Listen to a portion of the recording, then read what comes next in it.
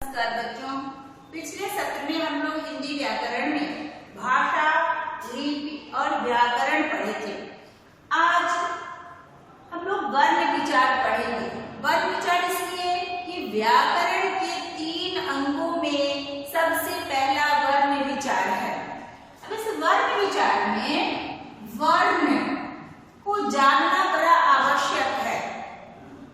वर्ण किसे कहते हैं अथवा वर्ण की परिभाषा क्या है?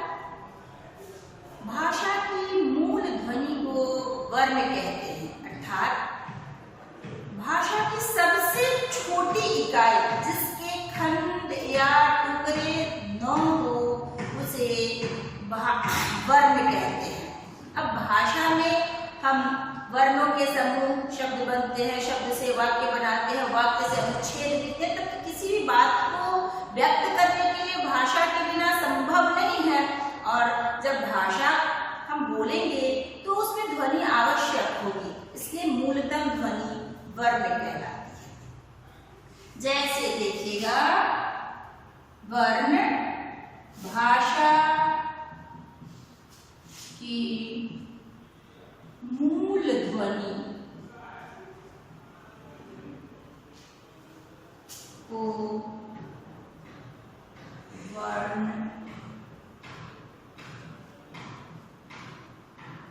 कहते हैं, अथवा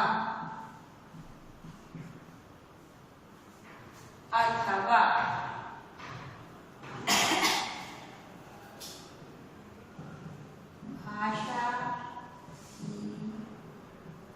सबसे छोटी ध्वनि को वर्ण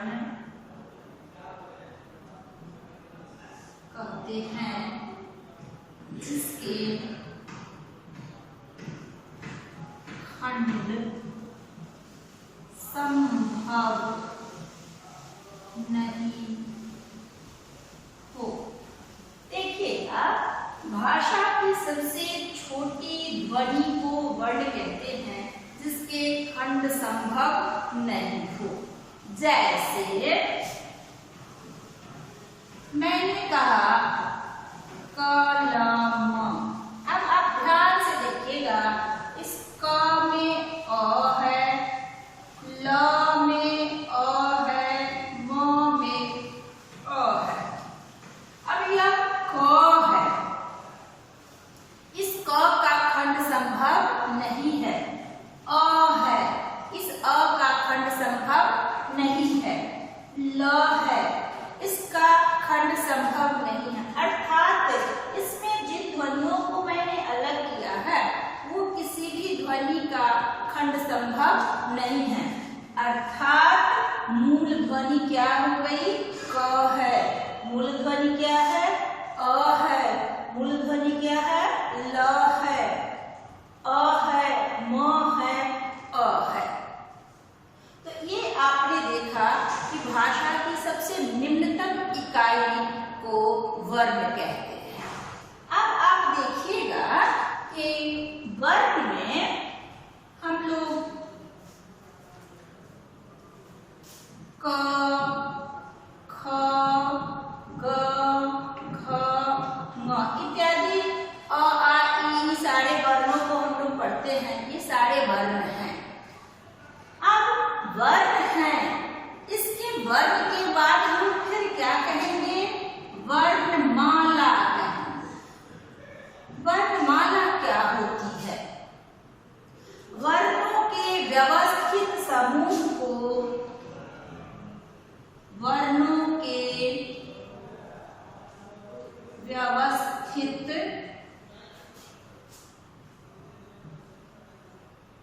समूह को वर्णमाला कहते हैं।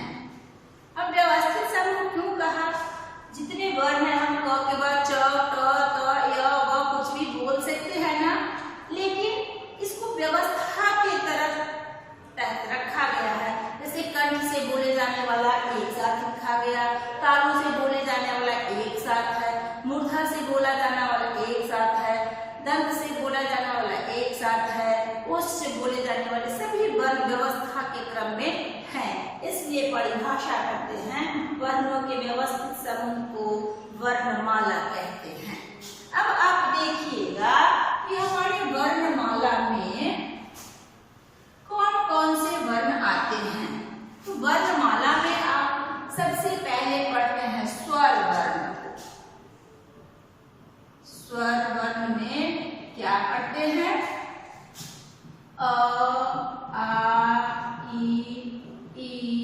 उ, री, ए, आई, ओ, औ। इतने वर्णों को हम पढ़ते हैं। तो स्वर वर्ण की संख्या कितनी है? वही 1, 2, 3, 4, 5, 6, 7, 8, 9, 10, 11। यानी हिंदी भाषा में स्वर वर्णों की संख्या कितनी है? 11 है। उसके बाद व्यंजन वर्ण जब हम बोलते हैं, व्यंजन वर्ण, तो इसमें देखिएगा क, ख, ग, घ, ङ, य, च, छ, ज, झ, य, ट, ठ, ड, ढ, ण, त, थ, द, ध, न, प, फ, ब, भ, म, य, र, ल, व, तालव्य श, मूर्धन्य श, दंश, ह। इतने मूल ध्वनि को हम पढ़ते हैं जो व्यंजन के। आपको थोड़ी सी बात का ध्यान रखना होगा। थोड़ी देर पहले मैंने कहा कि जिसके खंड या टुकड़े न हो सके, इनको मिलाकर क हुआ, दो ध्वनि मिलाकर क हो गया। तो यह मूल ध्वनि है। वर्णमाला में हम इन वर्णों को पढ़ते हैं। अब बच्चों को थोड़ी देर शंका हो सकती है कि यहाँ तो हल वाला लिखाया गया कि यह मूल ध्वनि है और यहाँ बिना हल का है जिसमें अ लगा हुआ है। तो आप ध्यान दीजिएगा, आपने जब भाषा पढ़ा है तो आप भाषा में पढ़े हैं आप कि भाषा के दो रूप होते हैं, लिखित और मौखिक। मौखिक और लिखित। लिखित के लिए इन वर्णों को हम लिखित रूप में लिख सकते हैं, लेकिन जब तक अ की सहायता न होगी तब तक हम उसे बोल नहीं सकेंगे। इसलिए भाषा की मूलतम ध्वनि में लिखने और बोलने दोनों की क्षमता होनी चाहिए। इन कारणों से वर्णमाला में हम इस तरह के वर्ण पढ़ते हैं, इसमें हल लगा हुआ नहीं रहता है। शायद आपको यह अंतर समझ में आ गया होगा कि हम लोग जो वर्णमाला पढ़ते हैं उसमें बिना हल वाला क्यों पढ़ते हैं, और जहाँ वर्ण की परिभाषा पढ़ाई जाती है वहाँ हम ऐसे वर्ण की बात सुनते हैं और पढ़ते हैं। ये जरूर ध्यान रखिएगा। तो इसमें व्यंजन में, मूल व्यंजन में इसकी संख्या कितनी है? ये जो 5 होते हैं और ये जो 25 है, ये 4 है, ये 4 है, टोटल कितने हो गए?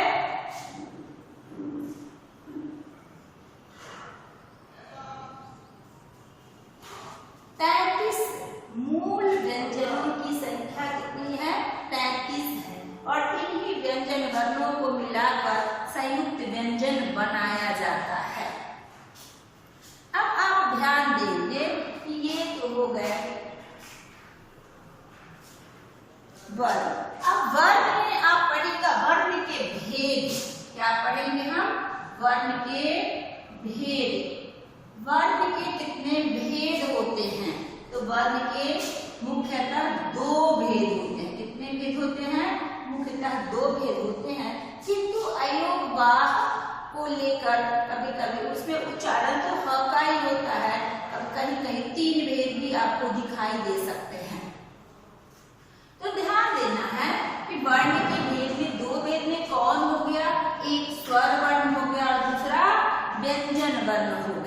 ठीक है। ये वर्ण के दो भेद हो गए, कौन कौन से? स्वर वर्ण और व्यंजन वर्ण, जिनकी संख्या आपके सामने आ चुकी है। स्वर वर्णों की संख्या कितनी होती है और व्यंजन वर्णों की कुल संख्या कितनी है, ये आप देख लीजिए। इसके बाद आप देखिएगा स्वर वर्ण हैं, उन स्वर वर्णों के भेद। स्वर वर्ण के भेद में देखिएगा, स्वर वर्ण तो ये होगा, स्वर वर्ण के भेद कितने होते हैं? स्वर वर्ण के 3 भेद होते हैं। कितने भेद होते हैं स्वर वर्ण के? 3 भेद होते हैं। कौन कौन? एक हो गया ह्रस्व स्वर, दूसरा हो गया दीर्घ स्वर और तीसरा हो गया प्लुत स्वर। ध्यान देंगे ये जो 3 भेद होते हैं, ये तीनों भेद उच्चारण के आधार पर होते हैं। ये तीनों भेद किसके आधार पर होते हैं? उच्चारण के आधार पर होते हैं। स्वर वर्ण, जिन वर्णों के उच्चारण में एक मात्रा का समय लगे उसे क्या कहते हैं? ह्रस्व स्वर कहते हैं। जिन वर्णों के उच्चारण में एक मात्रा का समय लगे उसे ह्रस्व स्वर कहते हैं। ह्रस्व स्वर कौन कौन है? अ, ई, उ, री। तो ह्रस्व स्वर की संख्या कितनी हो गई? 4 हो गई। ह्रस्व स्वर वर्णों की संख्या कितनी हो गई? 4 हो गई। उसके बाद है आपका दीर्घ स्वर, जिन वर्णों के उच्चारण में 2 मात्रा का समय लगे उसे दीर्घ स्वर कहते हैं। फिर से ध्यान दीजिए, जिन वर्णों के उच्चारण में 2 मात्रा का समय लगे उसे दीर्घ स्वर कहते हैं। दीर्घ स्वर आप में कौन कौन सा है? आ, दीर्घ ई, दीर्घ उ, ए, आई, ओ, औ। 1 2 3 4 5 6 7, इसकी संख्या कितनी हो गई? 7 हो गई। अब प्लुत स्वर क्या है? तो ध्यान देंगे, जिन वर्णों के उच्चारण में 2 से अधिक मात्रा अर्थात 3 मात्रा का समय लगे उसे प्लुत स्वर कहते हैं। प्लुत स्वर किसे कहते हैं? जिन वर्णों के उच्चारण में 3 मात्रा का समय लगे, क्या 3 से अधिक कितना? 4 कह सकते हैं, मुख्यतः 3 होगा। 3 मात्रा का समय लगे उसे प्लुत स्वर कहते हैं। अब इस प्लुत स्वर में वर्ण निश्चित नहीं है कि कौन से वर्ण प्लुत होंगे। इसमें ध्यान दीजिएगा, जब हम किसी को ह्रस्व वाले वर्ण हो या दीर्घ वाले वर्ण हो, हम किसी को पुकारते हैं तो बड़ी ऊंची आवाज में और देर तक स्वर को खींचते हैं। उसी परिस्थिति में प्लुत स्वर का प्रयोग होता है। जैसे हम कहते हैं हे कृष्ण, जोर से हम किसी को पुकारेंगे हे कृष्ण, तो ये सारे के सारे ह्रस्व स्वर हैं, लेकिन तेज आवाज और बहुत दूर आवाज पहुंचाने के लिए देर तक हम अपने स्वर को खींचते हैं। उस परिस्थिति में उनका उच्चारण प्लुत की तरह होता है। हे राम, आ है, लेकिन राम में म में अ है, र में आ है, ह्रस्व भी और दीर्घ भी है, लेकिन पुकारने में अधिक देर तक बोलते हैं, इसलिए वहां भी प्लुत स्वर का प्रयोग होता है। इसलिए याद रखेंगे कि प्लुत स्वर में वर्ण की संख्या निश्चित नहीं है। वह ह्रस्व भी हो सकता है, दीर्घ वर्ण भी हो सकता है, जिसको किसी को पुकारने में, दूर तक आवाज पहुंचाने में हम प्रयोग करते हैं। अब इसके बाद ध्यान दीजिएगा, ये जो स्वर हैं आपको इस आपने संभवतः नहीं है लेकिन जानना आवश्यक है, संधि पढ़ेंगे आपको वहां काम करेगा। स्वर वर्ण उच्चारण के आधार, तो प्लुत पर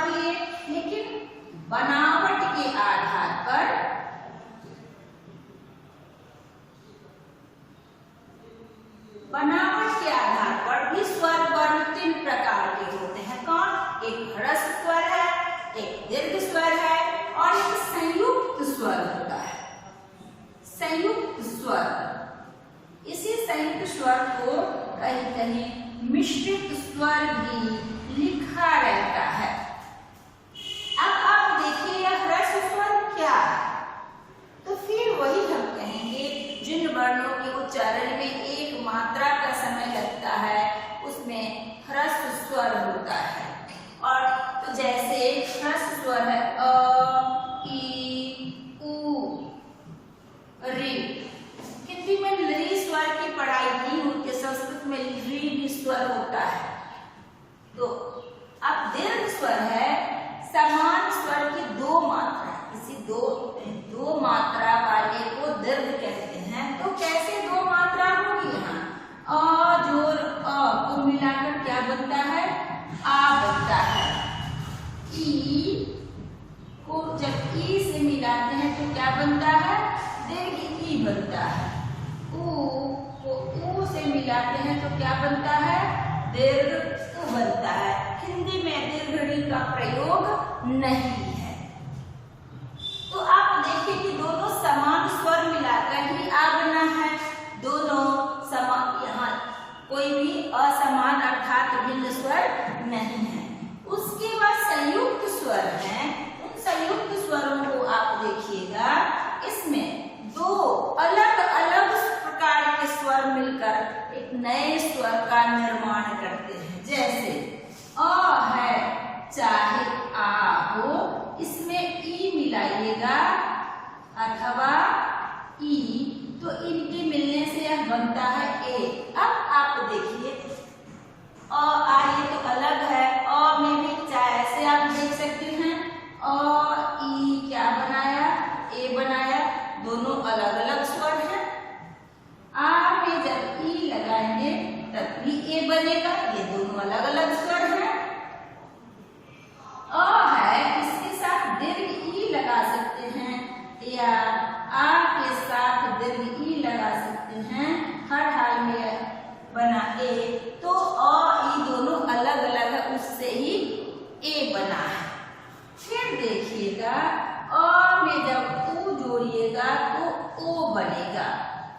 आ है, इसमें जब ऊ जोड़िएगा तो ओ बनेगा। अ है, इसमें दीर्घ ऊ जोड़िएगा तब भी ओ बनेगा। और आ है, इसमें दीर्घ ऊ जोड़िएगा तब भी ओ बनेगा। तो अब आप देखिए कि मिश्रित स्वर कैसे बना। मिश्रित स्वर कौन कौन से हैं? मिश्रित स्वर है आपके ए, ओ, ए, आई, ओ, औ, आई, ओ, औ। ये 4 हैं। ए बन गया। अब इसमें देखिए अ है, इसमें जब ए को जोड़िएगा तो क्या बनेगा? आई बनेगा। आ के साथ भी ए को जोड़िएगा तो आई बनेगा। दोनों अलग अलग है, इसका ध्यान देना है आपको। यहाँ पर देखिए अ है, इस अ में ओ को जोड़िएगा तो औ बनेगा।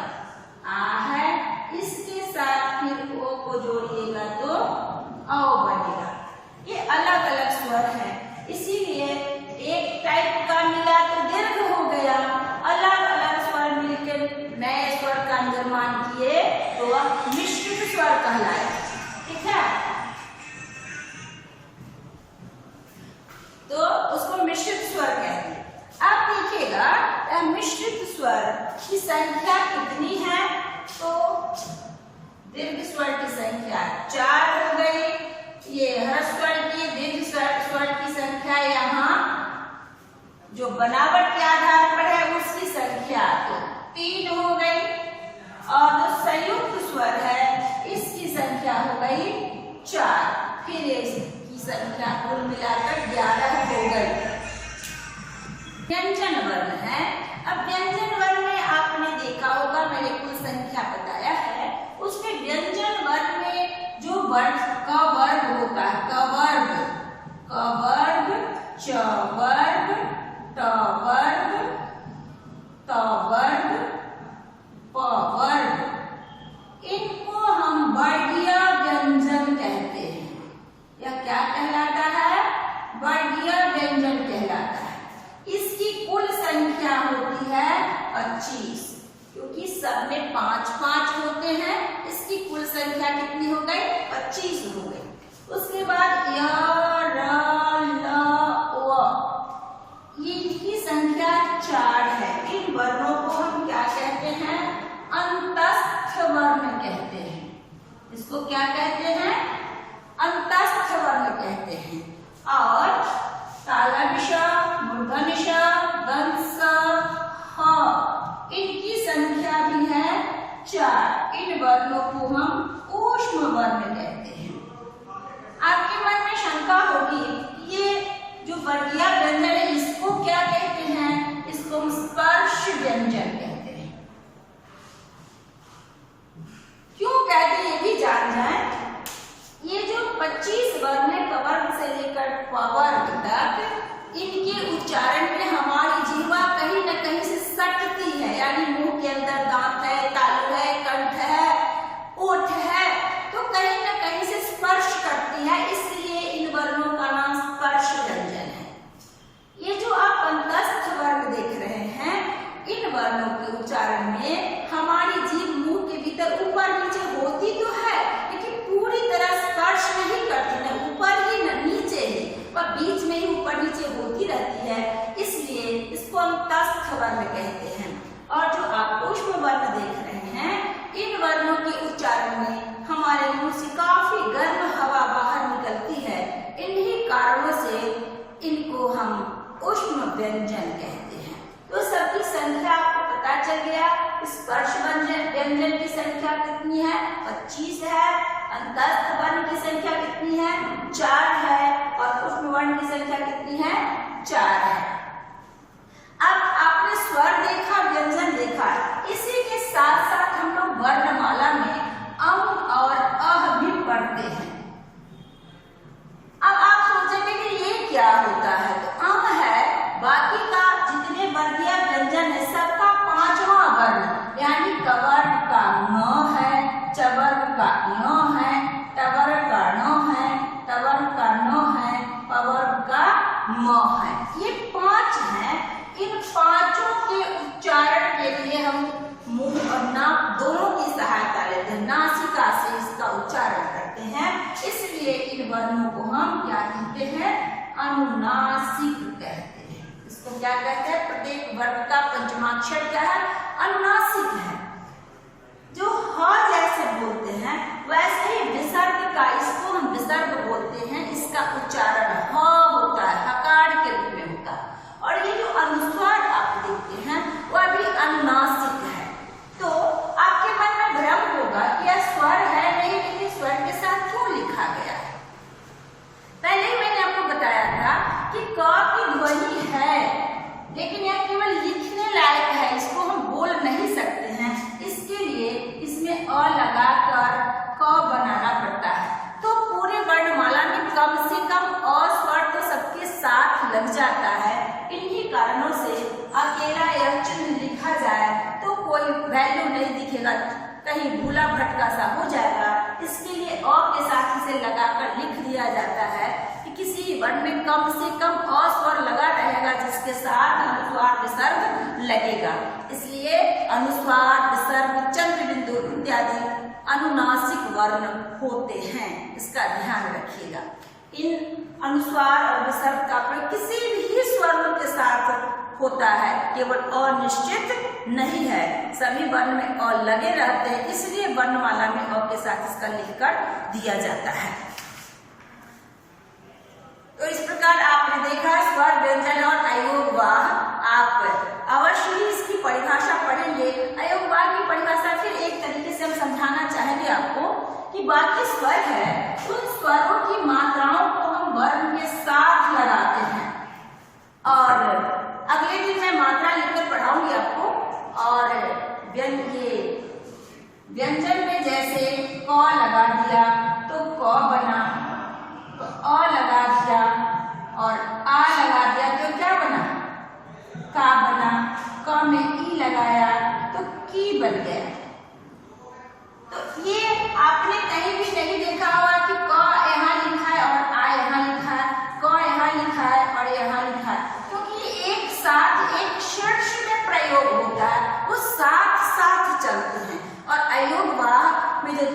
बिंदु होता है या अनुस्वार होता है या विसर्ग होता है वह शीर्ष से अलग हटकर होता है, किसी वर्ण के साथ वह नहीं चलता, शायद इसीलिए उसको अयोग्यवाह की संज्ञा दी जाती है, अयोग्यवाह कहते हैं। धन्यवाद।